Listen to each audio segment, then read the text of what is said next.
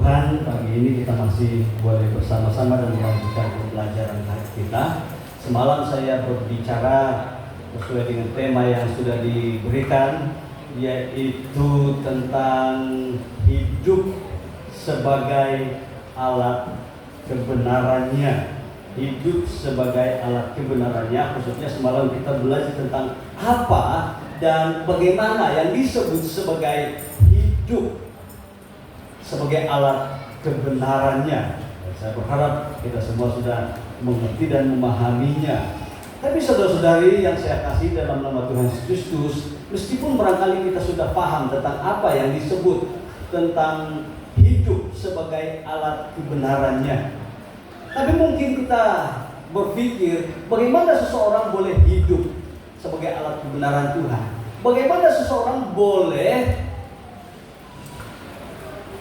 hidup mengalahkan kuasa dosa, sehingga kita tidak lagi menjadi alat atau senjata kelaliman, senjata untuk melakukan dosa. Bagaimana supaya kita mati bagi dosa tapi hidup bagi Allah? Bagaimana supaya kita boleh menjadi alat atau senjata kebenaran? Harus ada sesuatu yang terjadi dalam kehidupan kita. Dan saya sudah menyebut hal ini beberapa kali melalui firman Tuhan yang saya sampaikan pada malam ini. Kita harus mengalami apa yang namanya pembenaran. Apa dia? Pembenaran atau justification. Justifikasi. Tapi bukan hanya pembenaran, bukan hanya justification, bukan hanya justifikasi yang harus kita alami, tapi juga kita perlu mengalami hal yang lebih lanjut lagi, yaitu pengudusan atau sanctification. Sanctifikasi itu yang harus kita alami. Makanya dua hal ini akan saya sampaikan pada hari ini, saudari. Saya harap hari ini saya punya pointer, boleh memberikan kerjasama. Kalau tidak, saya percaya yang di sana pasti akan memberikan kerjasama. Puji Tuhan. Nah, saudari, saya mulai dengan kata-kata ini, ya. Coba kita renungkan dulu kata-kata yang saya paparkan di atas, di screen. Tanpa pembenaran. Barangkali bagus kita baca bersama-sama, ya, dengan suara yang keras tapi perlahan. 1, 2 mula. Tanpa pembenaran, manusia tetap adalah orang berdosa dan tetap sebagai alat kejahatan. Seseorang hanya dapat menjadi alat kebenaran Allah jika dia sudah dibenarkan oleh Allah. Tanpa pembenaran, kalau kita tidak mengalami apa yang disebut sebagai pembenaran, kalau kita tidak dapat belum mengalami apa yang disebut sebagai justification, maka kita tetap adalah manusia yang berdosa. Dan kalau kita tetap sebagai manusia berdosa, maka bagaimanapun juga kita tetap akan menjadi alat kejahatan, alat dosa. Lalu dilanjutkan di dalam kata-kata ini, seseorang atau kita hanya dapat menjadi alat kebenaran, yaitu alat kebenaran Allah jika kita sudah dibenarkan oleh Allah. Kalau Allah sudah cop kita, pak, dan dia akan berkata, kamu saya benarkan. Tapi barangkali ada pertanyaan penting, bagaimana kita boleh dibenarkan? Bagaimana sampai Allah boleh membenarkan kita? Nah, saudara-saudari, saya mulai dengan justification. Saya mulai dengan pembenaran. Kita membaca firman Tuhan dulu di dalam 1 Tesalonika pasal 1 ayat 1 sampai dengan ayatnya yang kelima, ya. Boleh kita membacanya berganti-gantian? Boleh? Saya baca ayat yang pertama. Nanti begitulah jemaat membaca ayat kedua dan kita akan berganti-ganti. Saya mulai ayat yang pertama. Dari Paulus, Silvanus dan Timotius kepada jemaat orang-orang Tesalonika yang di dalam Allah Bapa dan di dalam Tuhan Yesus Kristus, kasih karunia dan damai sejahtera menyertai kamu. Buat pemberitaan Paulus. Kami selalu mengucap syukur kepada Allah karena kamu semua dan menyambut kamu dengan doa kami. Sebab kami selalu mengingat pekerjaan imanmu, usaha kasihmu, dan ketekunan pengharapanmu kepada Tuhan kita Yesus Kristus di hadapan Allah dan Bapa kita. Sorry.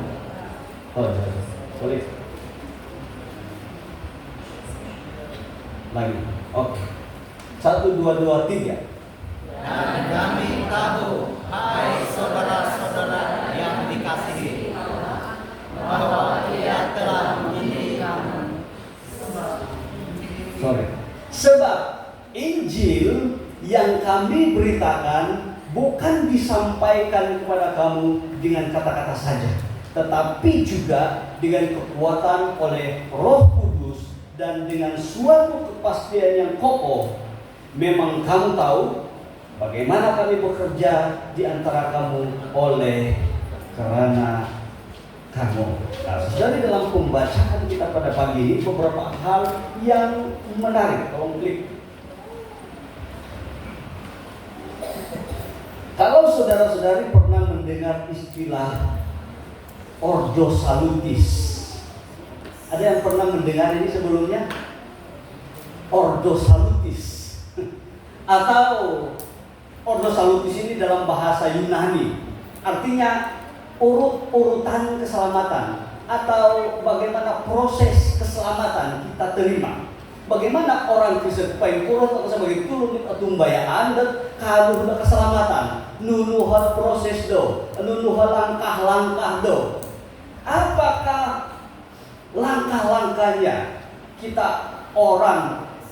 kita dapat diselamatkan? Jadi dalam Alkitab kita menemukan beberapa ayat yang menunjukkan bagaimana bermulanya kita mendapat keselamatan. Ya, ada election ataupun ada pemilihan.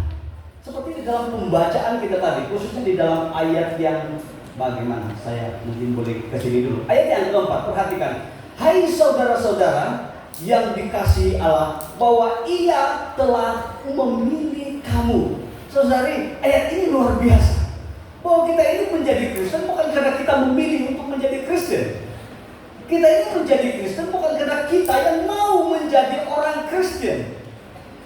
Lebih-lebih lagi kita bukan orang Kristen karena kita dilahirkan di dalam keluarga Kristen. Ini sahabat untuk Kristen kok. Tetapi Alkitab berkata bahwa Ia telah memilih kamu. Tuhan yang memilih kita, Tuhan yang berkehendak supaya kita menjadi Kristen, kita menjadi orang percaya. Itu bukan karena kita yang memilih, tapi Tuhan yang memilih. Amin. Jadi kalau Tuhan yang pilih kita dari sekian banyak manusia di dalam dunia ini, itu berarti you are very very special. Anda adalah orang-orang yang istimewa. Padahal sebenarnya kita sama saja dengan orang lain. Kita semua orang berdosa. Kita semua orang berdosa. Semalam saya sudah bilang bahwa semua manusia di dalam dunia ini berdosa. Nanti saya akan tunjukkan lagi bagaimana semua manusia di dalam dunia ini disebut sebagai orang berdosa. Tidak seorang pun yang tidak berdosa, termasuk yang sedang berdiri di hadapan ini juga adalah orang yang berdosa. Tetapi kita dipilih oleh Tuhan. Atas kehendaknya Tuhan memilih kita. Lalu kemudian, kenapa saya punya poin? Macam ada dua apa ya? Mungkin di sana karena ada itu mouse. Ada mouse di sana yang boleh bantu. Kemudian di sini juga ada ini. Nah, kemudian bagaimana selepas kita dipilih oleh Tuhan? Ini dipilih bukan baru kemarin kita dipilih, bukan baru waktu kita dilahirkan kita dipilih. Itu bukan waktu kita dibaptis kita dipilih, tapi dipilih di sini kalau kita membaca 2 Tesalonika 2:13, begitu juga dengan Efesus 1:3-4. Sebenarnya kita ini dipilih sejak dari semula, bahkan sejak sebelum ada segala sesuatu di dalam dunia ini.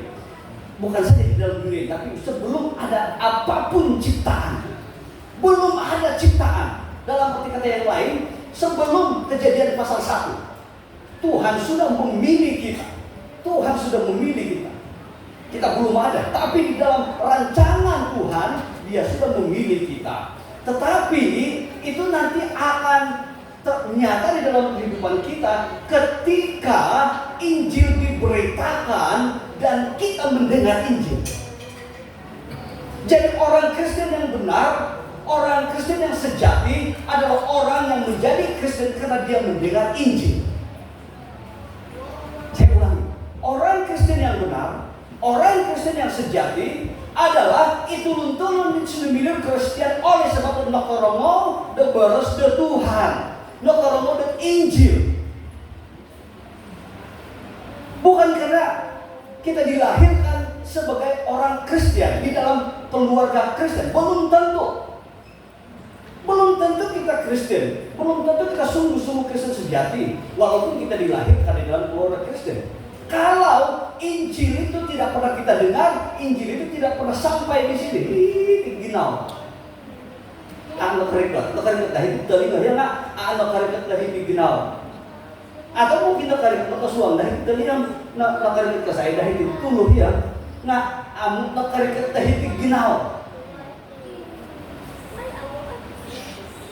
Dan selepas Injil kita dengar, maka yang terjadi selanjutnya adalah ada regeneration atau hari kemudian lahir baru. Kita dilahirkan baru, ngesusu kawan. Seperti yang diajarkan atau seperti yang dikatakan oleh Tuhan Yesus Kristus kepada Nikodemus.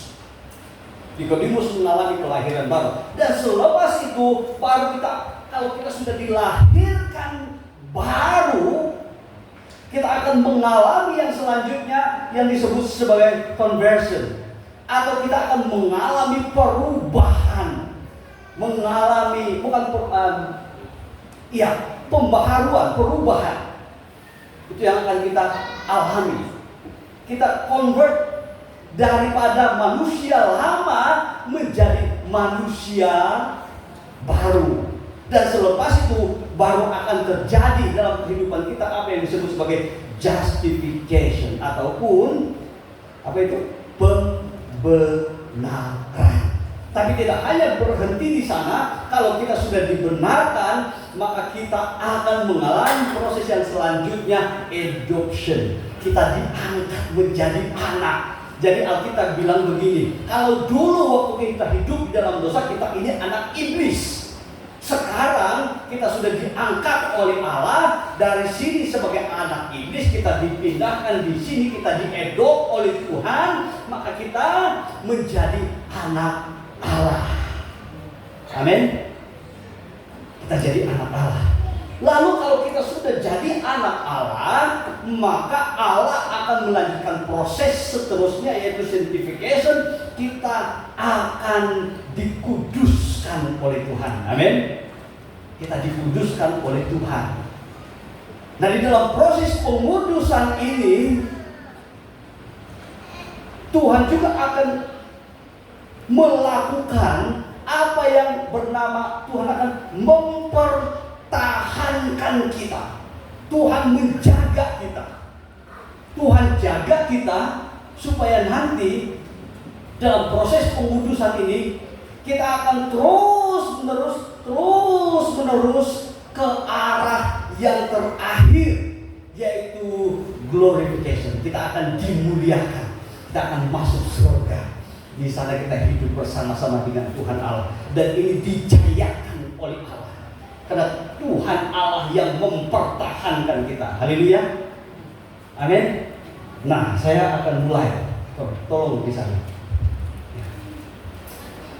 Sebenarnya apa itu justification? Apakah ada konsep pembenaran di dalam Alkitab? Ya, memang ada. Kalau kita melihat dua ayat yang saya tunjukkan di sini, Roma pasal 3 ayat 24 berkata, dan oleh kasih karunia kamu dibenarkan, oleh kasih karunia telah dibenarkan dengan apa itu? Dengan cuma-cuma karena penebusan dalam Kristus Yesus. Jadi kasih karunia Allah itu yang membenarkan kita. Dan harganya berapa? Cuma-cuma. Kita tidak perlu membayar. Percuma. Atau cuma-cuma. Itu yang disebut sebagai kasih karunia. Atau dalam arti kata yang lain, anugerah. Apa itu anugerah? Menurut kamu anugerah. Ada siapa di sini yang terutama yang belajar yang di sekolah dia pernah mendapat anugerah. Anugerah apa saja? Antaranya anugerah pelajar cemerlang. Hari ini ada angkat tangan begini, ada malu-malu. Mustahil dan Aisyah ya. Harap. Akan tiap lain anugerah pelajar cemerlang. Nggak mungkin anugerah sebagai EJK store sukan. Menjaga store paling cemerlang. Harap loh guys. Nah, kita menerima anugerah. Saya punya pertanyaan begini. Siapa yang layak diberikan anugerah menurut konsep dunia, terutama di sekolah? Siapa? Yang layak mendapat anugerah adalah orang-orang atau pelajar-pelajar yang cemerlang di dalam pendidikan. Betul? Dalam ini SPM 9E. Wah, strength-nya E terus. Ini barulah cemerlang. Dan yang ini seperti ini pasti akan mendapat anugerah. Kalau dia cemerlang. Tapi konsep Alkitab tentang anugerah itu berbeda. Sebab Alkitab berkata bahwa kita ini menerima anugerah, diberikan anugerah itu bukan karena kita cemerlang, tapi karena kita berdosa, karena kita gagal, bukan karena kita lulus pas dengan baik, tapi karena kita ini sudah gagal. Gagal bukan sekadar gagal biasa, tapi gagal secara total, gagal sepenuhnya. Dan dalam kegagalan ini Tuhan memberikan kita kasih karunia, memberikan kita anugerah. Anugerah itu adalah Dia membenarkan. Kamu gagal, tapi saya benarkan kamu naik kelas. Wah, bagus begitu kan? Kamu gagal, tapi saya nyatakan kamu hari ini kamu orang yang dibenarkan. Ayat yang kedua, Roma 5:9. Lebih-lebih karena kita sekarang telah dibenarkan oleh darahnya, kita pasti akan diselamatkan. Luar biasa, ini ayat yang menurut saya ini hebat ayat ini. Dia bilang apa? Lebih-lebih karena kita sekarang itu telah dibenarkan oleh darahnya. Amin. Kita dibenarkan oleh darahnya. Jadi kalau kita dibenarkan oleh darahnya, so what? No problem. Kita dibenarkan oleh darahnya, maka kita insya Allah akan diselamatkan. Ya, dia. Ya kita dia, insya Allah kita diselamatkan. Bukan ke insya Allah dari Basir. Kita moga-moga akan diselamatkan. Haleluya. Moga-moga. Bukan. Bukan. Kita harap-harap akan diselamatkan. Amin. Amin. Kita Pasti. tolong kasih kuat sedikit ini. Kita pasti. Jadi kemudian apa? Harap kepastian, akan ke keraguan-raguan, akan ke insya Allah ya. Tapi pasti dulu akan diselamatkan dari murka Allah. Murka Allah dinyatakan dalam bentuk apa? Hukuman. Tapi kita diselamatkan dari murka Allah. Jadi kita dipindahkan dari barisan menuju api kepada menuju surga. Haleluya. Haleluya. Amin. Seterusnya, tolong klik. Jadi apakah dasarnya Allah membenarkan kita? Apa yang menjadi dasar Tuhan membenarkan kita? Roma pasal 3 ayat 28 karena begini. Karena kami yakin, engkau ragu-ragu. Tapi kami yakin bahwa manusia dibenarkan karena iman. Jadi dasarnya manusia itu diselamatkan adalah iman. Ini dasarnya. Bukan karena ia melakukan hukum Taurat. Atau dalam arti kata yang lain, bukan karena perbuatanmu engkau diselamatkan. Haleluya. Bukan karena kita baik, berusaha hidup baik, maka kita diselamatkan. Bukan karena kita berusaha setia kepada Tuhan, maka kita selamat. Bukan karena kita rajin pergi gereja, maka kita selamat. Bukan juga karena kita ini banyak memberikan sumbangan kepada gereja. Bahkan bukan karena kita setia memberikan persepuluhan, maka kita selamat. Bukan itu yang menyelamatkan kita. Tapi Alkitab berkata, kita ini dibenarkan, kita ini diselamatkan itu karena iman. Itulah dasar yang Allah pakai untuk membenarkan kita. Klik. Slide selanjutnya. Nah, sebenarnya apa arti pembenaran?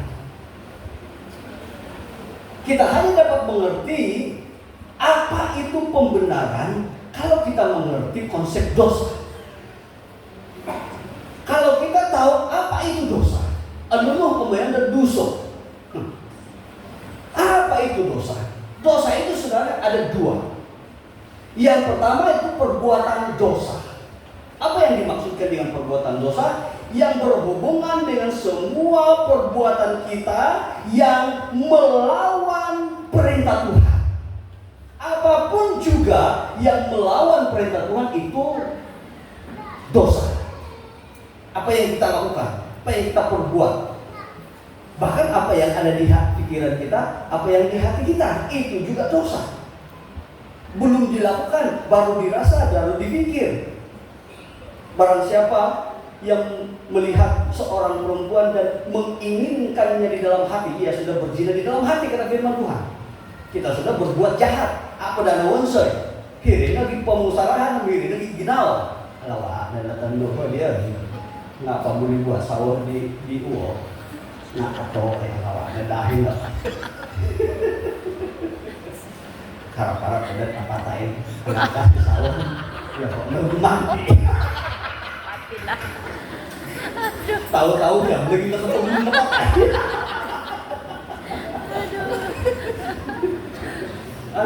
Belum dibuat tapi sudah ada di dalam hatinya, di dalam pikirannya.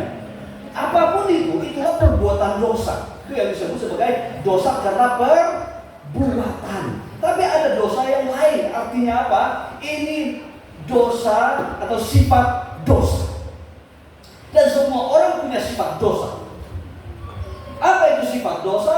Sifat dosa itu berhubungan dengan hakikat keberdosaan kita yang menjadi status kita sebagai orang berdosa. Jadi artinya apa? Kita belum buat, tapi kita sudah memiliki status itu, status sebagai orang berdosa. Kita belum buat apa-apa, bukan awal saya dosa, tapi kita sudah memiliki sifat dosa. Dan semua orang tanpa terkecuali, kita semua punya sifat itu. Seperti yang dikatakan dalam, boleh tolong saya klik, Mazmur 51 ayat 7. Dalam ayat itu dikatakan begini, sesungguhnya dalam kesalahan aku diperanakan. Dalam kesalahan aku diperanakan. Belum buat dosa tapi sudah dinyatakan bersalah. Dalam dosa aku dikandung ibuku, belum lagi dilahirkan sudah dinyatakan berdosa. Masih dalam kandungan, sudah buat dosa belum? Masih dalam kandungan, no konsen dan dosa, amuko. Tapi kita sudah dikatakan orang berdosa. Maka itulah sebabnya dalam dunia ini tidak ada orang tidak berdosa. Sebaik manapun orang itu tetap berdosa. Sebab kita memang memiliki sifat dosa. Itulah sebabnya seorang anak kecil tidak perlu diajar mencuri. Tapi dia pasti pandai mencuri. Harap lahir menuntut anak membudut. Saya percaya tidak ada ibu bapak mengajar anaknya berbohong. Tapi hakikatnya seorang anak pandai berbohong. Amurun tuduhan. Apalagi amurun suruhan. Tapi dia akan melakukan sendiri. Bagaimana itu boleh terjadi? Karena di dalamnya ada sifat dosa. Karena hakikatnya adalah berdosa. Klik seterusnya. Coba perhatikan ini. Saya ketutun dit. Baik. Atau kenal mau ini, saya Pak Belang. Harimau. Harimau ini dikenal sebagai binatang buas, apa? Betul kan? Harimau ini disebut sebagai atau dikenal sebagai binatang buas. Pertanyaan saya begini. Mengapa? Mengapa ini binatang ini disebut binatang buas? Karena harimau dia suka memangsa. Betul kan? Dia suka memangsa. Memangsa kambing, memangsa rusa. Katakan dia memangsa rusa. Pertanyaan saya di sini.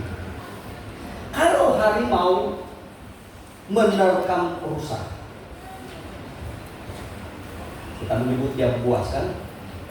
Tapi apakah harimau itu disebut buas karena dia menerkam harimau, atau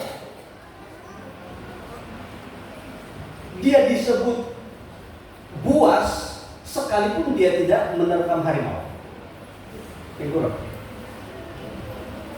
Dia buas karena dia menerkam harimau, atau karena dia menerkam harimau maka dia buas? Mana satu? Saya ulang.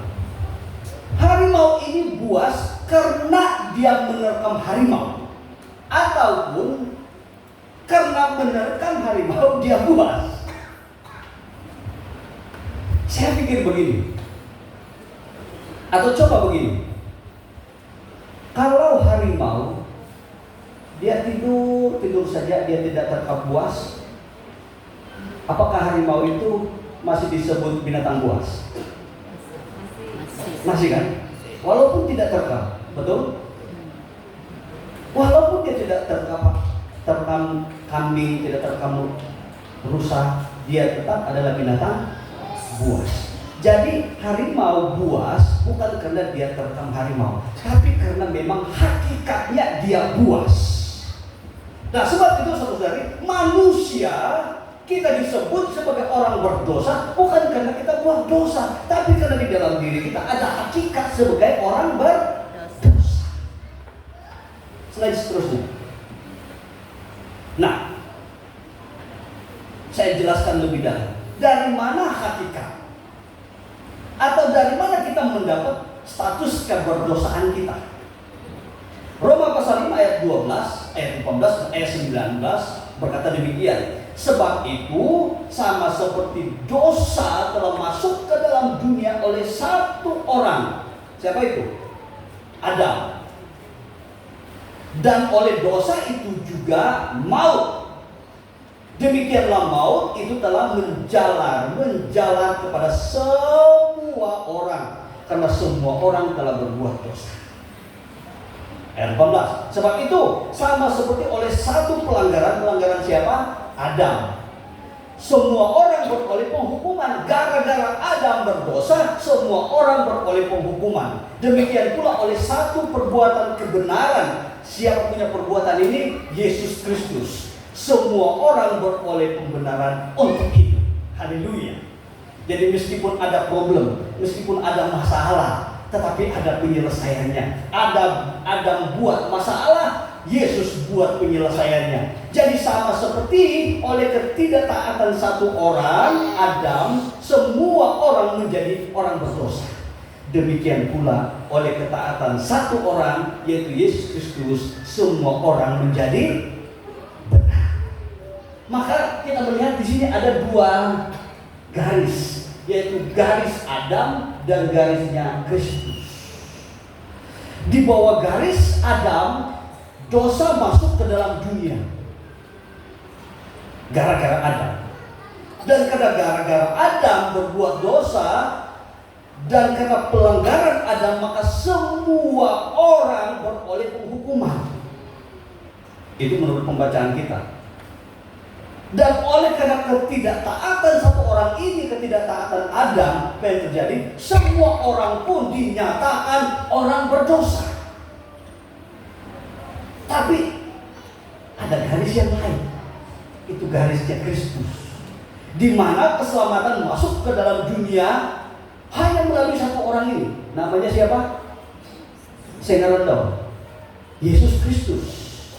Aisyah Lusua dalam Komposion, kata-kataan Komposion. Saya ke Yesus Kristus.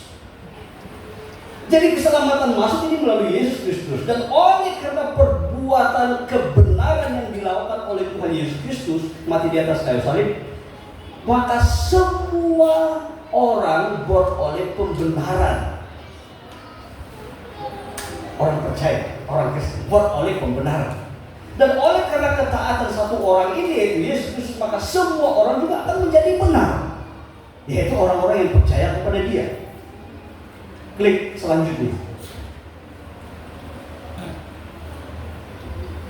Lalu perhatikan, mengapa gara-gara Adam akhirnya kita berstatus berdosa?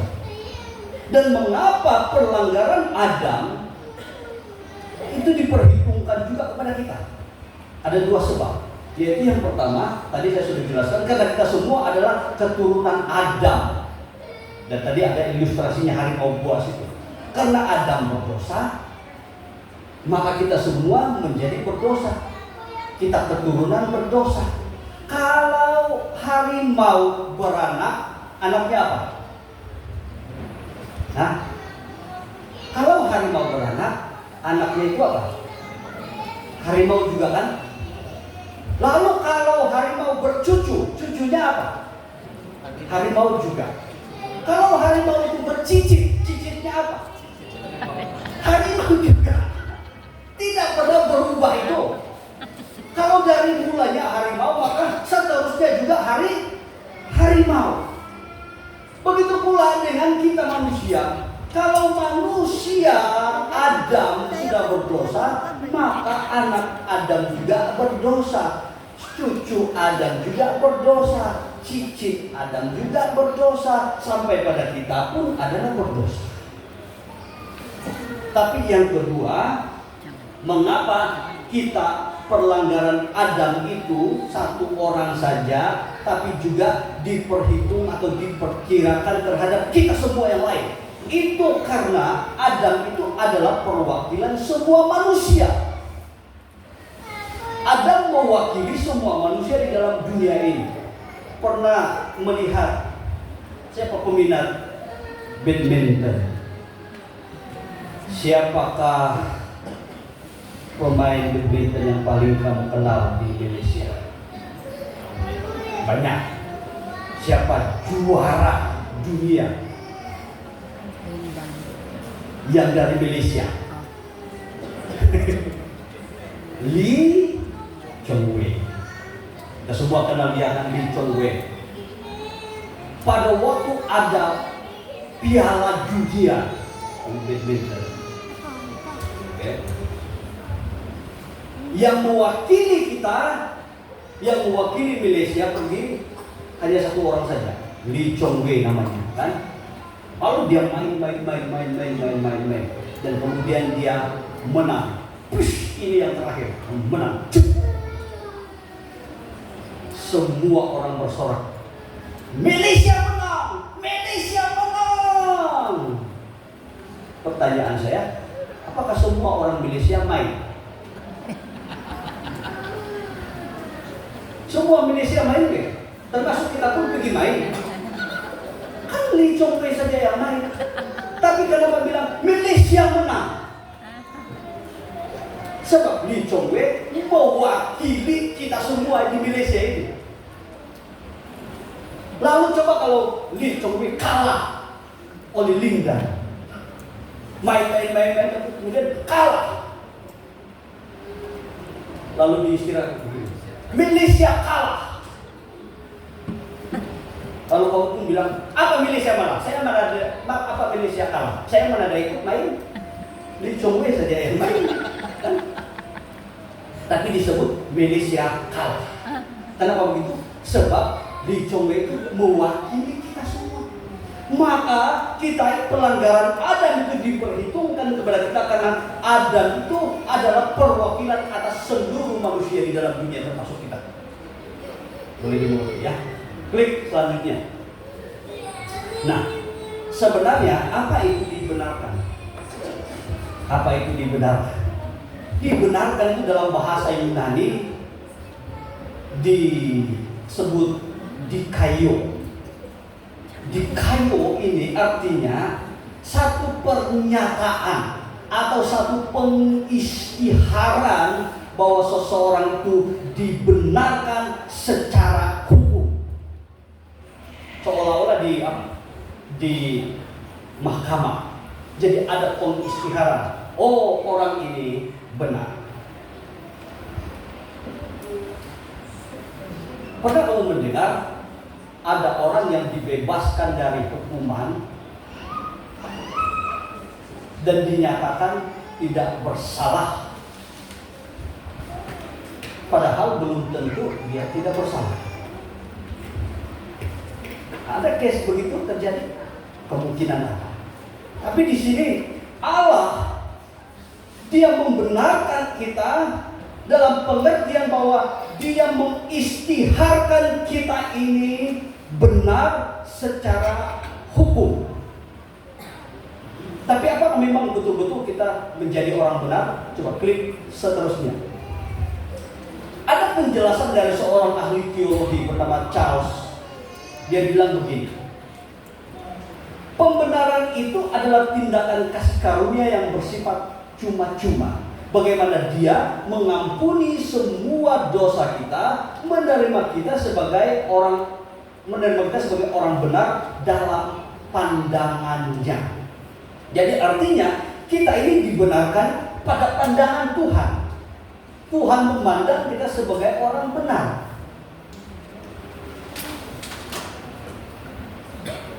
Tapi apakah memang betul-betul kita itu sudah benar? Ada penjelasan yang lain. Coba klik selanjutnya. Seorang bernama Henry Tyson, dia juga seorang ahli teologi, dia bilang begini, pembenaran itu sekalipun kita penuh dengan dosa, dinyatakan benar atau dipandang sebagai orang benar. Jadi pembenaran tidak menjadikan orang menjadi benar, hanya menyatakan dia benar. Artinya pada waktu kita dibenarkan oleh Allah, itu tidak berarti bahwa sekarang kita sudah jadi orang benar, kita sudah tidak melakukan kejahatan lagi, tidak ada buat kesalahan lagi, tidak buat dosa lagi. Karena Tuhan cop kita menjadi orang benar, maka kita semua orang suci. Saya punya pertanyaan. Siapa di sini berani berkata, saya orang Kristen, saya tidak pernah buat salah? Seumur hidup saya sampai sekarang, aku insan pembersih arah atau itu toto ada? Saya tidak berani. Justru saya berani bilang begini, walaupun saya seorang hamba Tuhan, tapi saya banyak kali buat dosa. Tapi syukur, karena pembenaran itu bukan berarti kita dijadikan benar, tapi kita dinyatakan benar oleh Allah meskipun kita masih buat salah. Siapa di sini anaknya Otial teman? Tahu itu Otial? Karena sesuai Oben Pingal, Ajajal. nakal. Selalu buat yang nakal. Kita osono. Kok perlu ginau melehi. Tapi saya mau tanya begini, ketika anak kamu dia buat sesuatu yang tidak baik, apakah waktu itu kamu tidak menganggap dia anak? Pengkurban arah tetapi tanah. Baik. Jahat manapun dia, kita tetap anggap dia benar, betul dia anak saya. Kita tidak pernah menafikan, oh kan anakku itu. Pelan, tanah berat dulu, tanah berat pasur, kok tanah berogok, kok tanah berat sapi, kok dulu. Oh kalau ke tanah. Bodoh, kok ya tanah berogok. Babi kau kan, orang ajar. Kalau tanah, bisa bilang aja. Kalau anak kurang ajar itu gara-gara siapa? Karena kalau tidak ajar dia menjadi orang yang penuh ajar, makanya dia menjadi kurang ajar. Jadi di sini Allah membenarkan kita, menyatakan kita benar. Sekalipun ya hari ini pun kita tetap buat salah. Kita selalu cakap yang kamu osono. Kita selalu memfitnah, membawang deh, demikian. Karena istilah itu membawang ke daun. Hari membawang itu. Aisyah itu ya, bumbuin ledah. Puji Tuhan, Aisyah itu sana ibu-ibu yang suka membawa. Hari, anda satu bilang ledah hari pemain di sana gue. Nggak bisa, pura-pura banget tuh. Artilah. Usai ketemu, harus salamin ke Aisyah. Ada beberapa. Oke, slide seterusnya. Jadi bagaimana pembenaran itu terjadi kepada kita? Saya tidak mau baca yang panjang-panjang, tapi saya mau ini. Itu terjadi ketika kita semua yang berada dalam Adam itu, keberdosaan Adam itu turun menjadi keberdosaan kita yang itu tadi. Tapi ketika kita beriman kepada Yesus Kristus, karena dasar pembenaran itu adalah iman. Ketika kita beriman, maka kita dipindahkan dari garis Adam kepada Kristus. Maka seluruh kebenaran Kristus menjadi kebenaran kita. Dengan demikian, sejahat apapun kita dianggap atau kita dinyatakan benar oleh Allah. Bagaimanapun jahatnya, kita tetap dipandang benar. Sombro pihak arah, ipiai paling ke arah. Selagi kita, kalau Tuhan sudah membenarkan kita, maka Dia akan menganggap kita benar. Kemudian klik selanjutnya. Nah, perhatikan kata-kata ini. Tanpa iman, seorang tetap di dalam Adam dan dia tetap berstatus orang berdosa, walaupun cara hidupnya baik luar biasa. Pengorobian osono, walaupun daun osono, apapun yang dibuat. Tapi saya sempat bercerita dengan ketua sidang dan ternyata rupanya bangunan sekolah minggu yang kita ada di sana, ya, yang pertama memang usaha sendiri oleh jemaat, tapi juga karena ada orang Cina yang baik hati, dia menyumbang beberapa peralatan untuk pembangunan. Lalu saya tanya, apakah dia orang Kristen? Tidak tahu sama ada dia Kristen atau tidak. Tapi dia baik bukan? Baik kan? Dia sudah menyumbang, orang baik. Tapi saya bilang begini, berapapun banyak sumbangannya, berapapun baik orang itu, selama dia belum memiliki iman kepada Tuhan Yesus Kristus, dia tetap dipandang jahat. Sumbangannya berguna bagi kita, puji Tuhan.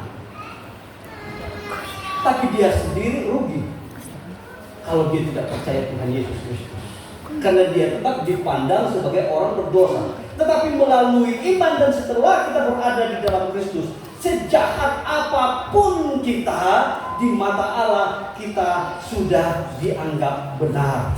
Persoalannya apakah sesudah kita dibenarkan oleh Allah, maka seseorang akan terus di dalam perlakuan yang tidak benar? Ya, kita tadi orang yang paling jahat. Ketika kita dianggap benar oleh Allah dalam keadaan kita paling jahat, apakah boleh kita terus menerus melakukan kejahatan? Begitukah? Selanjutnya, tidak. Karena kalau kita sudah dibenarkan, tadi saya sudah bilang, akan terjadi proses seterusnya. Kita diangkat sebagai anak, kita adoption kita alami, maka terjadilah apa yang disebut sebagai sanctification, terjadi pengudusan. Hal atas ini dalam kehidupan kita yang terjadi adalah kita akan dikuduskan oleh Allah, dan karena namanya pengudusan, Tuhan akan mengubah kehidupan kita. Perlahan-lahan, tapi prosesnya tetap berjalan. Dulu kita ini jahat, kuat minum, merokok juga juara, judi juga juara, perempuan juga juara perempuan. Tapi kita mulai proses pengudusan terjadi. Tidak instan. Megang di mobil sok demegi, mie begi, cepat dimasak, sedap dimakan, sempurna, alai, sok demegi. Berapa lama? 2 menit, no. Oh. Nah, kan? Tapi kita tidak begitu, tidak terjadi instan, akan terjadi secara segera, tak ada proses. Klik, coba klik selanjutnya. Dalam 1 Korintus pasal 1 ayat 30, tapi oleh Dia kamu berada dalam Kristus Yesus, yang oleh Allah telah menjadikan hikmat bagi kita. Ia membenarkan, tapi setelah itu kita dikuduskan. Dia membenarkan dan menguduskan kita. Di sini ada proses panjang dan menebus kita. Lagi 1 ayat yang kedua. Terus, ini. Nah, Efesus 1:13, di dalam Dia kamu juga, karena kamu telah mendengar firman kebenaran, yaitu Injil keselamatanmu. Kan tadi dalam Apostolitis ada firman diberitakan, mendengar Injil. Langkah kedua selepas kita dipilih oleh Allah, jadi kita dengar firman, yaitu Injil keselamatanmu. Di dalam Dia kamu juga, kamu percaya, dimeteraikan, nasopan dengan Roh Kudus. Jadi Roh Kudus mempercayakan kita. Kita dicop sehingga akhirnya mau atau tidak kan kita dipertahankan. Sahnya dia. Nah, copan. Siapa yang sudah kawin di sini angkat tangan? Ibu mau baik. Kalau kawin, kita hanya disahkan sudah kawin kalau kita ada surat lulu. Surat kawin baru sah. Tapi kalau kita ada surat kawin, tapi surat kawin itu tidak kena cop, sah atau tidak? Hah? Siapapun dulu buat surat kawin. Tapi kalau tidak ada meterai, diragukan sama ada kita ini kawin atau tidak, sudah kawin atau tidak. Jangan pandai-pandai buat surat kawin. Pergi minta cop dari JPA ataupun Mahkamah Adat Negeri, ya, dan minta cop. Jangan tidak minta cop. Kalau nanti karena bagi itu surat kawin, tinggu betul-betul harus nesopan ke aman. Nah, tapi kita sudah dicop dan dimeterai oleh Roh Kudus. Selanjutnya, itu seperti yang terjadi kepada seorang bernama Zakius di dalam Alkitab, kan? Karena keterlibatan ini Zakius, kok harus Zakius dah itu? Kalau nggak akan begali kita Alkitab dia. Siapa Zakius di dalam Alkitab? Dia seorang kepala pemungut cukai. Jadi dia bos kepada pemungut cukai yang lain. Dan dia dianggap orang jahat, orang berdosa. Pemungut cukai, Zakius itu dianggap orang berdosa, tidak disukai orang. Dia dianggap penipu, pemeras, perampas. Itulah Zakius. Agam, jahat kan? Tapi ketika dia mengalami pertemuan dengan Tuhan, Ada sesuatu yang terjadi kepadanya. Ada sesuatu yang terjadi di hatinya. Pertemuan itu membuat sesuatu terjadi di hatinya. Haleluya.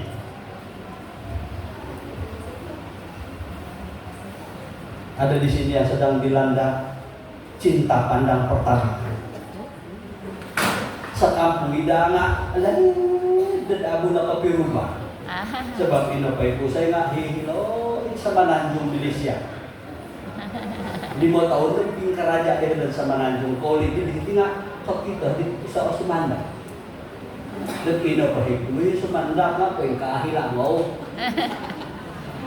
Om sindir-sindiran dan igulango pengarang nak kau di depan dia apa kau sumandak temedet Allah wa ini malah megala ada diunduk ngadau terus nak puri medet suai-suai dari hiti ada atau puri mana suai-suai pura-pura mari yang pernah mengalami jatuh cinta pandang pertama lagi.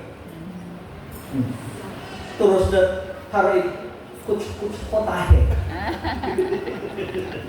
Lalu yang kemudian kuc kotahe. Sesuatu terjadi di hati ini kan. Harus sini dari final. Jadi Zakius mengalami sesuatu di dalam hatinya. Ada sesuatu yang terjadi. Walaupun dia memang orang berdosa, dia pernah membuat penipuan, pemerasan terhadap orang.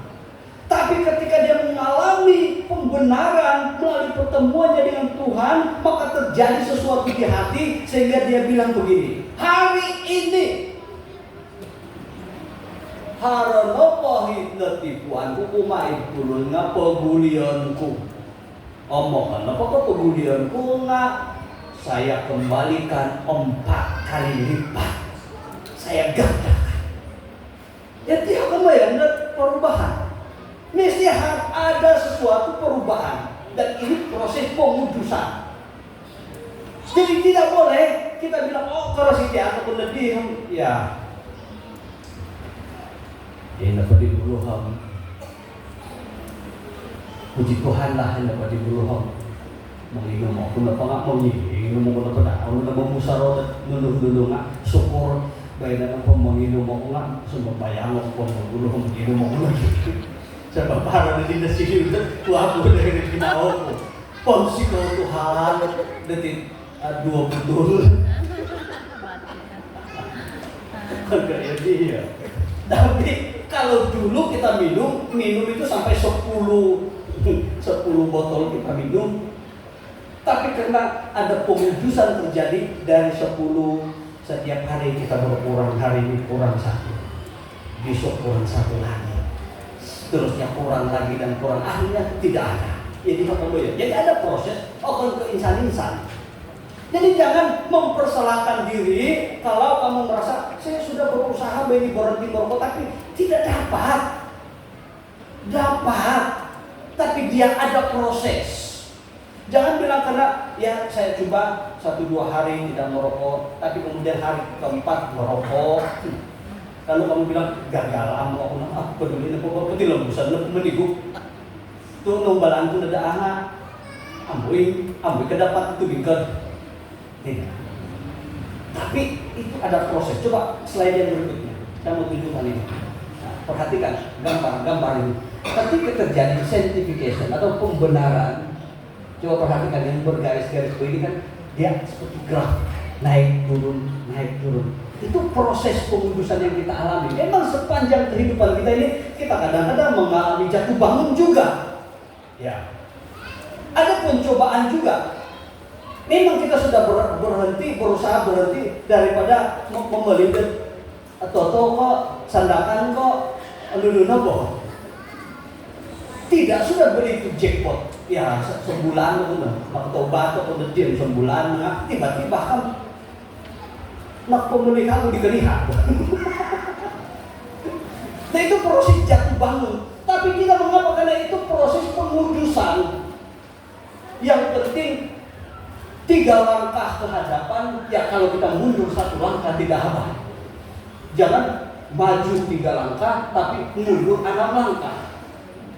Biar kita maju 3 langkah, ya mundur 1 langkah tidak apa-apa. Nanti maju lagi 5 langkah, ya terus lagi 2 langkah. Tadi maju terus 10 langkah. Maka itu progres itu akan berterusan sampai kepada glorification. Selanjutnya, nah, maka sanctification atau pengudusan itu seperti yang dikatakan dalam 1 Tesalonika 1 ayat 3. Sebab kamu selalu mengingat pekerjaan imanmu, usaha kasihmu, ketekunan pengharapanmu. Ini yang terjadi ketika kita masuk kepada pengudusan. Iman kita bekerja. Iman kita bekerja. Dan kemudian ada usaha di dalam kasih. Usaha kasih. Semakin mengasihi, semakin mengasihi. Dan yang seterusnya yang ketiga, ketekunan pengharapan. Semakin tekun dalam pengharapan. Selanjutnya, lalu apa yang dapat menguduskan kita? Apa yang boleh menjadikan kita kudus? 3 hal. Yang pertama, firman Tuhan. Mazmur 119 ayat 9. Dengan apakah seorang Yuda mempertahankan kelakuannya bersih? Dengan menjaganya sesuai dengan firman Tuhan. Yang menjadikan kelakuan kita bersih, firman Tuhan. Jadi baca firman. Baca firman. Oh kan kalau WhatsApp untuk bacaan dan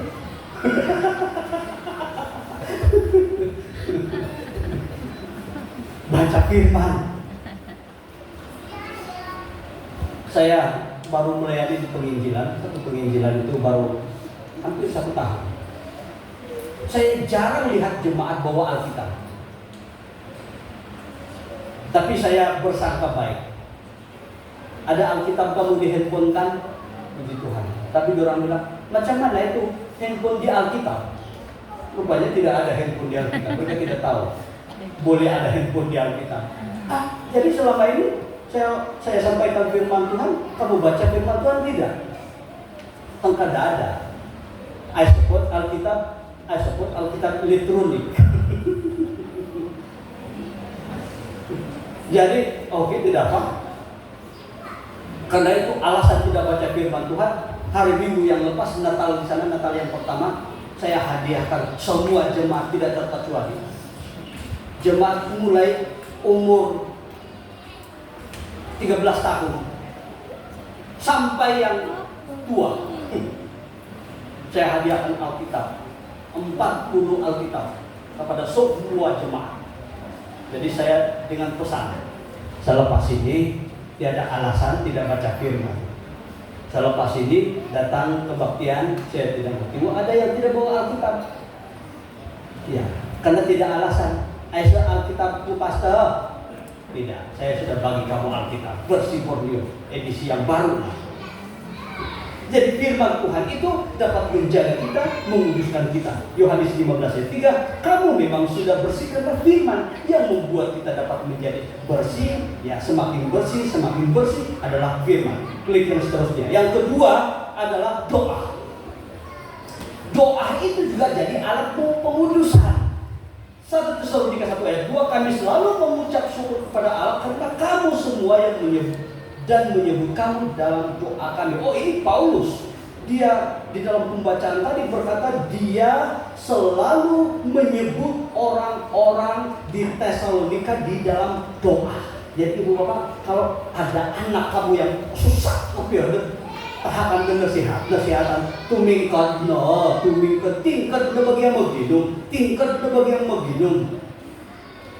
Tapi tetap tidak mau dengar itu cakap. Jangan putus asa. Masih ada cara lain. Caranya apa? Sambayan naik kan. Maka tumingkat terus sembahyang itu di tanah lu. Ya, ini istri. Ada di sini istri. Puji Tuhan lah. Di sana ini saya tengok dia balance. Lelaki dan perempuan. Tidak dapat pelayanan di guru barat sabar har apa korusi apa baris dua dong musai amun bisa ampun dari lah iya ya kita dapat bisa ampun dapat kita ilan pengamu misampo. Jadi kita di dia paling tergumbuk mengirim dari gereja dan lu opusai. Omin apa memang kayak kan gumbuk kita lu apa pusai. Mama lagi yang ramai. Nggak hirin dapat daftar nak aku janda. Nggak hirin dapat gereja kegumbuk itu janda. Sebab mama itu ramai, lelaki sedikit. Sini. Kalau ada istri di sini, suami kamu tidak mau datang gereja. Termasuk hari Natal pun tidak datang gereja. Puji Tuhan kalau datang. Tapi ini Natal pun tidak datang, Christmas pun tidak hadir di gereja. Orang dah ginawa kada tubing kada membayar.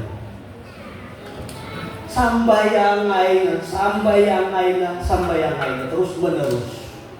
Giso bidat ari kata timpuh da Tuhan nok mahid daw. Timpuh nun patai. Giso bidat apa tay so? Kecuali apa tay itu nang kada sambayang ada patai yo. Anu mulu da sambayang.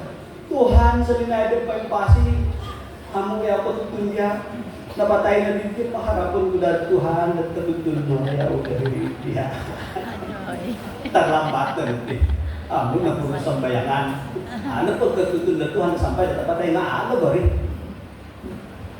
berdoa. Yang ketiga, kewaspadaan.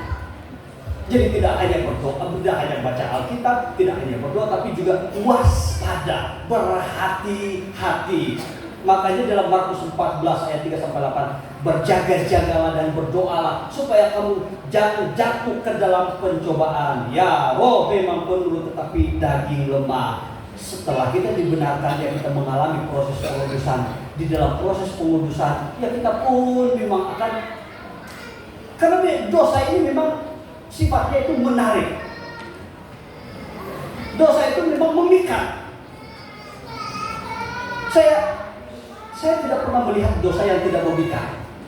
Yang namanya dosa itu pasti menarik. Ya, dan dosa tidak menarik. Jadi karena itu menarik, membuat kita mungkin boleh jatuh dalam dosa. Tapi satu hal yang penting, selain daripada berdoa, juga berjaga-jaga. Jadi jangan hanya berdoa, akan terus membayangkan, tapi juga berjaga-jaga. Waktu saya masih pelajar, saya tinggal di hostel di asrama.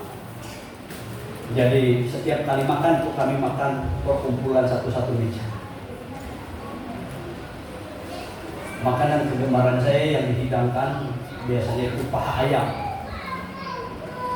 Walaupun itu barangkali hanya satu kali satu minggu. Jadi kali itu kami dihidangkan makanan. Semua kami dapat satu orang satu paha ayam dengan nasi dan paha ayam. Jadi seperti biasa kami doa. Kami pun berdoa. Usuknya saya berdoa. Waktu sudah amin, saya buka mata, saya tengok di piring saya, itu ayam sudah tiada. Saya tengok yang lain, semua pun diam-diam, tiada rasa bersalah. Tidak pandang saya, mereka terus makan. Baik, saya bilang gantung di mana? Pak ayam. Tidak paham kok. Minggu berikutnya kami berdoa, tapi kali ini saya tidak hanya berdoa.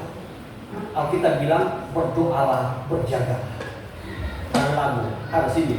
Berdoalah, berjagalah senantiasa. Tadi sendiri. Jadi kali ini saya tidak hanya berdoa, tapi saya juga berjaga-jaga. Ada nasi, di atasnya ada ayam. Minggu lepas ayam saya hilang karena saya berdoa saja. Kali ini saya berdoa dan berjaga. Saya tutup dengan tangan saya, berjaga. Jadi paha ayam tutup dan berdoa. Amin, buka mata, ayam tetap ada. Puji Tuhan. Itu karena saya berdoa dan dalam kehidupan kita itu begitu. Kita pun juga harus berjaga-jaga. Pagi-pagi kita mau pergi di Tolupin, kita berdoa, Tuhan, jagalah sepanjang perjalanan saya pergi dan pulang dengan selamat. Lalu kita pandu kereta tanpa berhati-hati. Kan mengedirik di kereta. Tidak boleh begitu. Kalau tidak kita kemalangan. Tapi berhati-hatilah di jalan raya. Ingatlah, saya mohon, berhati-hatilah di jalan raya. Ingatlah orang tersinta. Nah, saudara-saudari, saya mau akhir slide berikutnya. Perhatikan percakapan Tuhan Yesus dengan Nikodemus. Bahwa semuanya itu hanya dimungkinkan kalau kita mengalami apa yang disebut sebagai lahir kembali. Yesus menjawab kepada Nikodemus, katanya, aku berkata kepadamu, sesungguhnya jika seorang tidak dilahirkan kembali, ia tidak dapat melihat kerajaan Allah. Di ayat yang kelima, Yesus mengulangi dengan berkata, sesungguhnya jika seorang tidak dilahirkan dari air dan roh, ia tidak dapat masuk ke dalam kerajaan Allah. Saudari, saya mau paham. Kita tidak mungkin mengalami apa yang disebut pembenaran, apalagi kita hidup dalam kebenaran atau sebagai kebenaran. Tidak mungkin.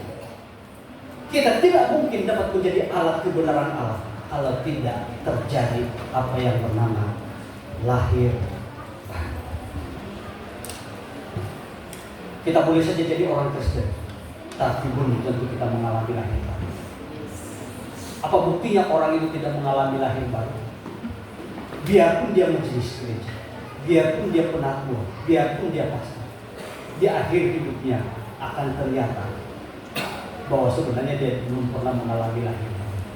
Saya punya majelis sidang dulu di gereja saya. Dia penatua, dia luar biasa kalau khotbah. Tapi di akhir hidupnya dia mencuburkan diri dalam bidang politik. Hati-hati. Politik bukan jahat, tapi kalau tidak hati-hati, politik boleh membuat kita tergelincir. Dia masuk politik, PBS masa itu. Nah, ketika dia masuk politik, mula-mula dia jarang kelihatan di gereja. Lama-lama dia jarang kelihatan di rumah. Tahu-tahu dia ada perempuan lain, dan perempuan itu seorang Islam, seorang Muslim. Akhirnya dia putuskan bercerai dengan istrinya, dia tinggalkan anak-anaknya, dia kawin dengan yang Muslim dan dia jadi Muslim. Akhirnya dia jadi haji. Dia sudah meninggal dunia dalam keadaan di mana dia masih seorang Muslim. Saya bukan menghakimi, saya tidak tahu apa yang Tuhan sudah berkata di dalam hatinya pada waktu dia sudah mau menghembuskan nafas. Barangkali dia ada pertobatan. Puji Tuhan kalau itu terjadi. Tapi itu adalah urusan Tuhan dengan dia. Tapi secara mata kasar manusia, dia tidak pernah menyatakan pengakuan pertobatan. Saudara, tidak kira tua mana kita, tidak kira tinggi mana jawatan berpangkat kita di gereja, kalau kita tidak mengalami kelahiran baru, kita tidak mengalami apa yang disebut pembenaran, apalagi pastikan kita mengalami apa yang namanya. Mari kita berdiri.